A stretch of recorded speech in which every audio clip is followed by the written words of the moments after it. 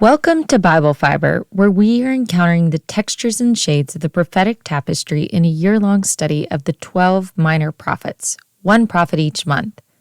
I'm Shelley Neese, president of the Jerusalem Connection, a Christian organization devoted to sharing the story of the people of Israel, both ancient and modern. This week we are closing out the book of Habakkuk.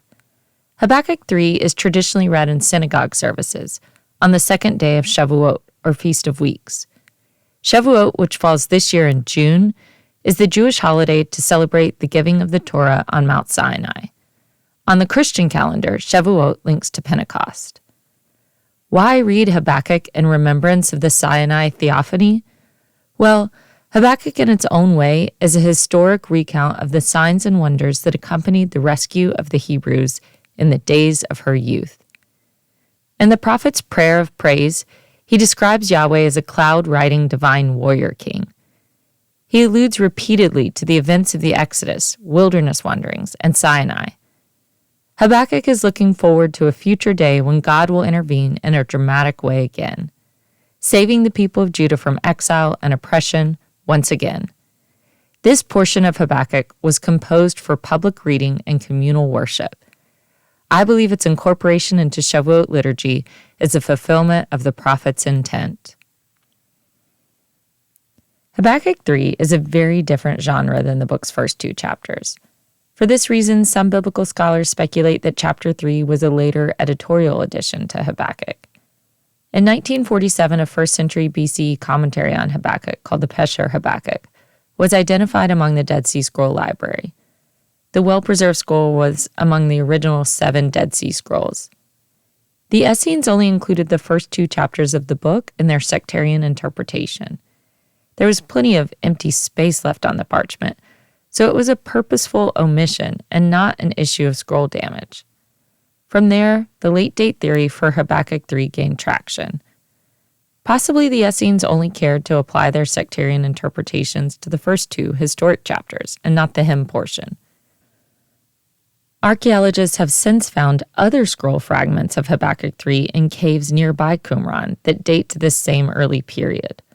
Although those fragments were written in Greek, they match the Masoretic text that has been passed down to our Bibles today. Also, the prophet's own hand answers the question of how chapter 3 connects to the first portion of the book. Habakkuk goes out of his way to attribute both parts of the book to himself by writing 2 separate superscriptions. The first chapter is introduced, the oracle that the prophet Habakkuk saw. The third chapter is introduced, a prayer of the prophet Habakkuk. The rare inclusion of 2 attributions in one short manuscript, to me, clearly communicates the author's intent. He is showing us that the first and last parts of the book are designed to be distinct and continuous. Although different in genres, they are continuous in theme.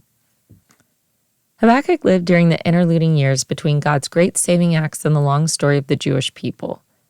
He knows from the divine revelation given to him in chapter 2 that in the end, God will destroy the Babylonians and rescue Judah, his anointed. But now, God demands that the prophet and all the earth wait in silence. That is the command given at the end of the second chapter. As he considers the coming hardships, Habakkuk recounts the many miracles God performed on behalf of his people in delivering them out of Egypt and bringing them to the covenanted land. Reciting God's history of provision is part of the prophetic process of offering thanksgiving and ultimately landing in a place of reassurance. The prophet prays, "O Lord, I have heard of your renown and I stand in awe, O Lord, of your work." The phrase, "I have heard," occurs twice in the chapter. In both cases, hearing accompanies the Hebrew root for trembling. The stories of God's deeds have been told and retold for generations among the people of Israel, and yet Habakkuk still stands in awe. Habakkuk envisions the day when God will once again be on the march. He is given a vision, a theophany, like what we read in Nahum 1. However, Habakkuk intentionally includes in his theophany an abundance of geographical and historical details that allude to Israel's past. God in blinding radiance marches up from Timon and Mount Paran. Timon is in the direction of Sinai. You might remember from Amos and Obadiah that Timon is an Edomite city.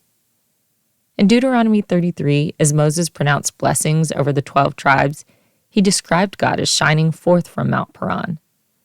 Both in Deuteronomy and in Habakkuk, God advances from the direction of Sinai through the land of the Edomites in the east and to Mount Paran in the wilderness.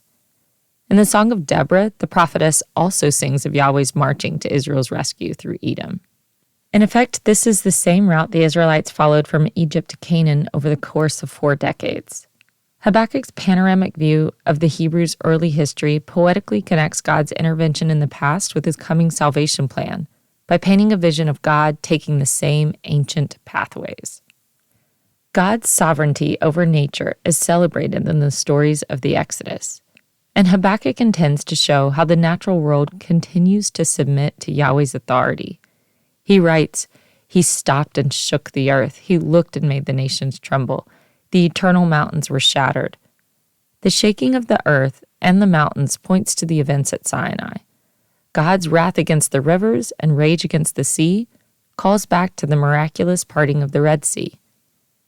Habakkuk describes God appearing with an entourage of pestilence and plague personified. This is likely a callback to God's chosen method of judgment in Egypt through the 10 plagues. Habakkuk says, "The sun raised high its hands, the moon stood still in its exalted place." The image of the moon and the sun waiting in suspension at Yahweh's command connect to the conquest when God held the sun and moon in place so Joshua could defeat the Amorites. Habakkuk is calling on God to deliver the righteous from Babylon, just as he did from Egypt. Blending prophetic vision with historic callbacks is Habakkuk's way of petitioning God to revive his miraculous works in the days of old with the prophet's own time. The prophet is looking for the kind of saving works Habakkuk has long heard about but has yet to witness for the nation. There's a noticeable difference between the doubting prophet that opened the book and the assured prophet who is closing the book. There are likely a few reasons for his restored confidence. First, in chapter 2, Habakkuk determined to wait on God. He perceived injustice around him and was disturbed by God's lack of action. But he waited on God for an answer, and God rewarded his patience with the revelation that God raised up the Chaldeans to punish the wicked of Judah and eventually rescue his anointed. The revelation was perhaps not the answer Habakkuk had hoped for, but it offered Habakkuk the bigger plan and served as a reminder that the God of Judah was not bound by earthly timelines. Second, Habakkuk reached a place of contentment because he did the work of remembrance. In Judaism, remembrance is an act of obedience. Remember, Habakkuk is the prophet who wrestled with God, not literally like Jacob, but philosophically. He had questions about God's method for delivering justice. What better way to deal with the wrestling than to recount the many acts of God's goodness? This last chapter is Habakkuk's equivalent of a gratitude journal, his tracing of the outline of God's hand in the life of the community. In chapter 3, verses 8 through 15, God is angry. He has committed himself to battle. The target of Yahweh's anger is the head of the wicked house. But we don't know whether the prophet has Babylon or Judah in focus when he envisions a coming day of calamity. But there are no battle scenes in this section like in Nahum. Habakkuk keeps his language mythological and cosmic. As God advances, all of nature experiences the ripple effects of divine involvement. The nations tremble with merely his glance. Habakkuk 3 is a psalm of praise that would fit as comfortably following Psalm 7 in the Bible as it does in the prophets. While the beginning part of the book is an intimate dialogue between the prophet and God, the book ends with this public profession through song. Habakkuk seems familiar with temple liturgy, but his inclusion of a musical composition in his prophetic book has led some scholars to theorize that Habakkuk was part of the tribe of Levi who served in the temple as musicians. Like a psalm, musical instructions accompany the text so the prayer can be set to music, and even sung at the temple with a stringed instrument, most likely a harp. The very first musical directive is on shiganoth. This is a technical word only used twice in the Bible, once in Psalm 7 and here in Habakkuk 3. Since the meaning of the term has been lost as the word fell out of use, Most Bible translations choose to transliterate the Hebrew word rather than translate it. Selah is a musical directive that occurs 70 times in the Psalms and 3 times in Habakkuk 3. Even if Hebrew scholars are uncertain of its exact translation, the word is common enough that we have enough context clues to assume Selah means to pause and reflect while reciting a liturgy.